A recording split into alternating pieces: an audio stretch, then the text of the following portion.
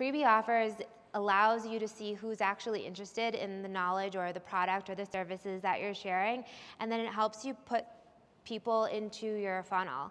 And obviously, like, nurturing them in a way that isn't spammy, but like giving them information for what they actually are requesting. So with your funnel, create your ads and your storytelling photos, then figuring out how you can take them to the next level of bringing them to your website. Maybe it's like a how to do X, or maybe it is a free webinar or a digital course or something like that. Moving them through that process and then making that sales offer to them, and then having them be brand advocates. So many of us have definitely used affiliate links to be like, oh, here, refer this. When Uber first came out, definitely sent a bunch of Uber links to people, be like, oh, get this thing.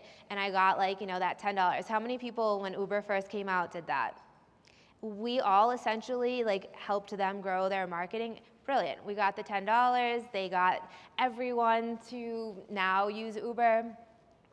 So think about how you can do things like that to have your loyal customers actually be your brand advocates.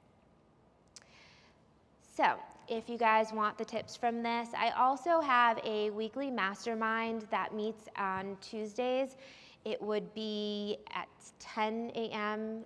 Denver time, and it's just a bunch of different entrepreneurs sharing their wins, getting support from one another, and we feature different specialists every week. So if you are a specialist and you want to share some tips with our group, I would love to have you. So on this page, there is also a sign up for the mastermind too.